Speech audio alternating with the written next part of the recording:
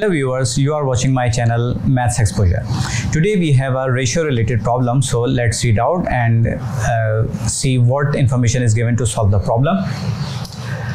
Ethan, Farhan and Michael invested $427,000, $671,000 and $305,000 in a property respectively, and they agreed to share the profit in the ratio of their investments.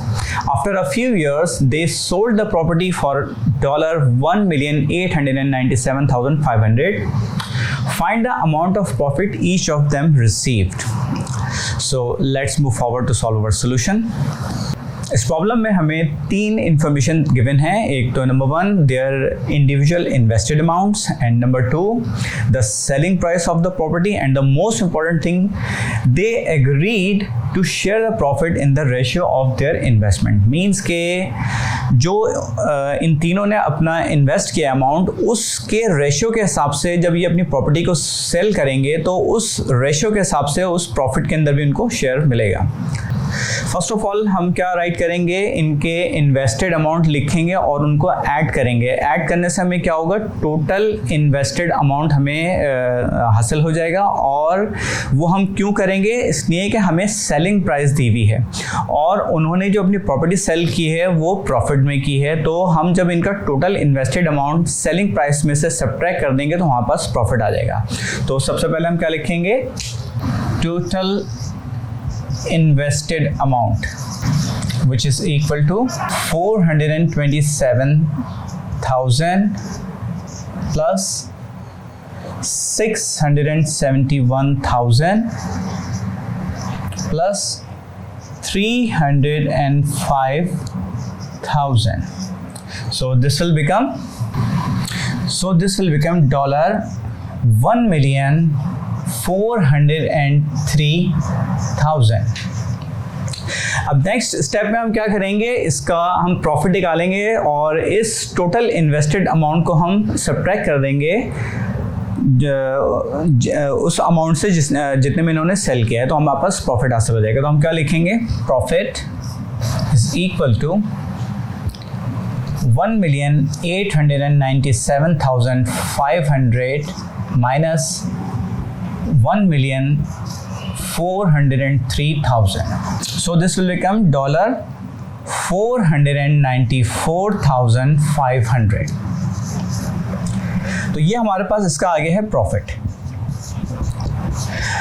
अब हम क्या करेंगे, हम इनके individual invested amount को हम simplified करेंगे ताकि इनका रेशियो हमें पता लग जाए. तो सबसे पहले तो हम लिख देंगे, किसका नाम है, ईथन है, रेशियो दूसरे नंबर पे है फरहान, रेशियो माइकल. अब ईथन का अमाउंट क्या है हमारे पास, 427,000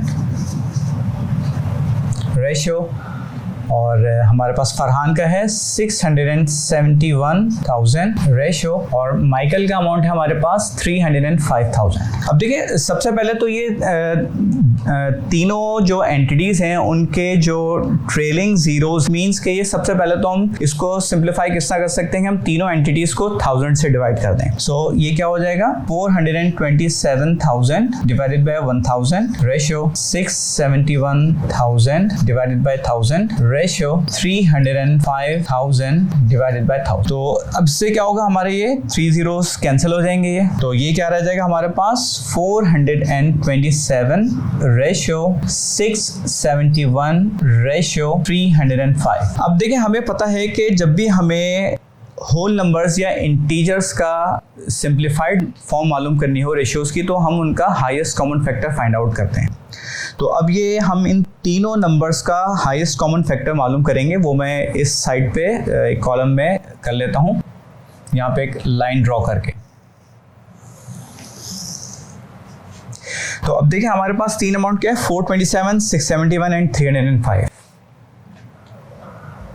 427, 671 एंड 305. अब हाईएस्ट कॉमन फैक्टर के हम किस तरह लेते हैं कि हम इनके फैक्टर्स करते हैं और डिवाइड करते हैं हम स्मॉलेस्ट पॉसिबल प्राइम नंबर से. तो ये तीनों जो नंबर्स हैं वो प्राइम नंबर से एक ही है 61. 61 से ये डिवाइड कर देंगे हम इसको। अच्छा 427 61 से 7 टाइम्स जाएगा। अगर हम 60 को 7 से मल्टीप्लाई कर दें तो 67 ज़ा 420 और 1 को 7 टाइम्स करें तो 7, तो ये 427 हो जाएगा। 61 7 ज़ार और फिर इसको हम करेंगे 61 1 ज़ार और रिमेनिंग 6 रहेंगे, फिर 61 हो जाएगा। 61 1 ज़ार 61 और ये जाएगा 5 टाइम्स।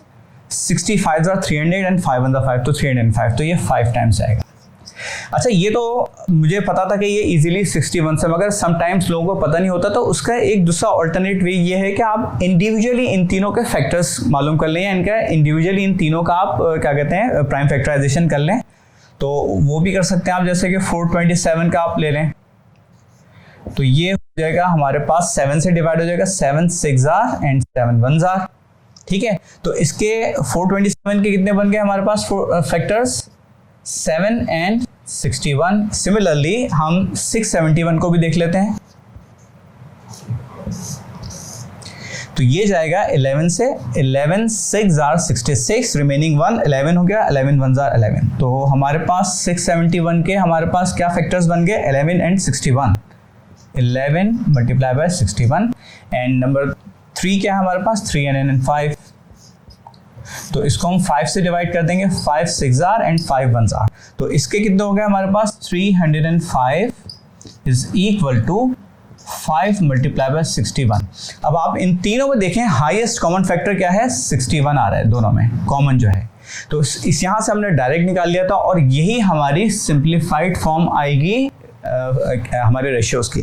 तो हम इसको किस तरह लिख सकते हैं? दिस विल बिकम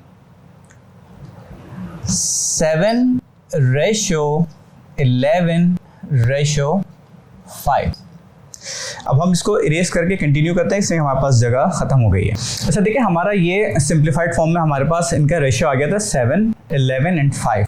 तो इट मीन्स के जो टोटल प्रॉफिट इनको मिला है उसमें से 7 पार्ट्स जो हैं वो किसके हैं? ईथन के हैं। और प्रॉफिट में से अगर हम 11 पार्ट्स जो शेयर होगा वो फरहान का होगा, और रिमेनिंग 5 पार्ट्स जो होंगे वो क्या होंगे? हमारे उसके माइकल का शेयर होगा।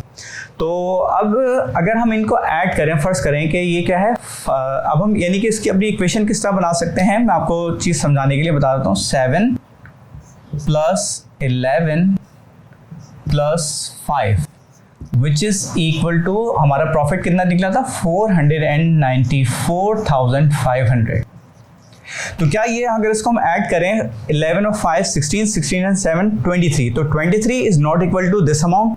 तो इट मीन्स कि कोई ऐसा कॉमन फैक्टर है इन तीनों में जिससे इन तीनों एंटिटीज को अगर हम मल्टीप्लाई करेंगे तो वो 494,500 के इक्वल आ जाएगा, जो कि हमें मालूम नहीं है। तो उसको हम x सपोज कर लेंगे और इन तीनों से उसको मल्टीप्लाई करके देन ऐड करेंगे तो वो हमारे पास इसके इक्वल आना चाहिए। उससे फायदा क्या होगा? हमें उस फैक्टर की वैल्यू मिल जाएगी, x की वैल्यू निकल जाएगी।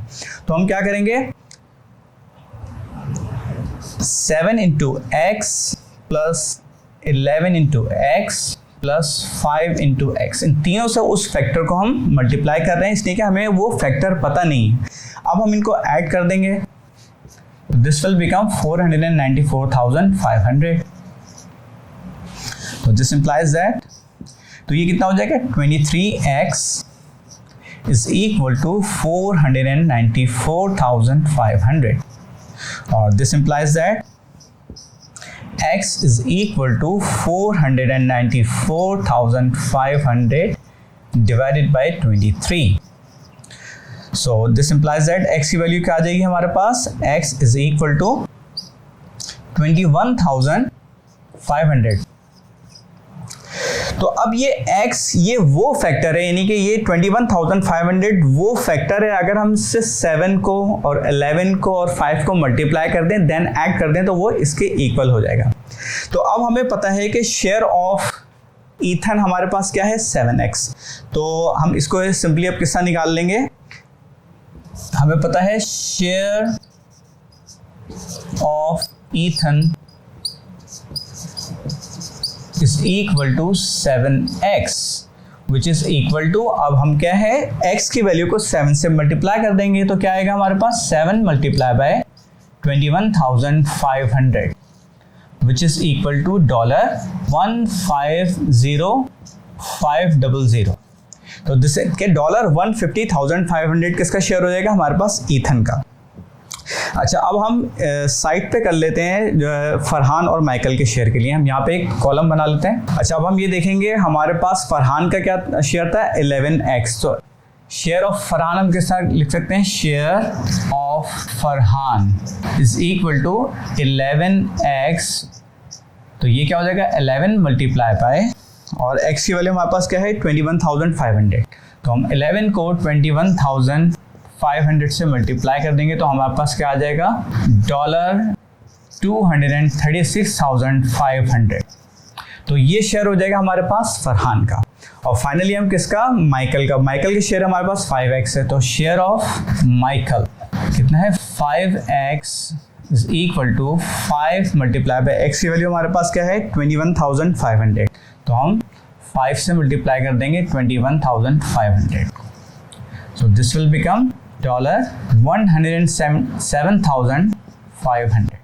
उम्मीद करता हूँ ये वीडियो आपको पसंद आई होगी, तो प्लीज़ इस वीडियो को लाइक करें, और अगर अब तक आपने मेरे चैनल को सब्सक्राइब नहीं किया है तो प्लीज़ सब्सक्राइब कीजिए और बेल आइकॉन के बटन को जरूर प्रेस कीजिएगा, क्योंकि जब भी मैं कोई नई वीडियो अपलोड करूँगा तो आपको उसका नोटिफिकेशन मिल जाएगा। Thank you very much.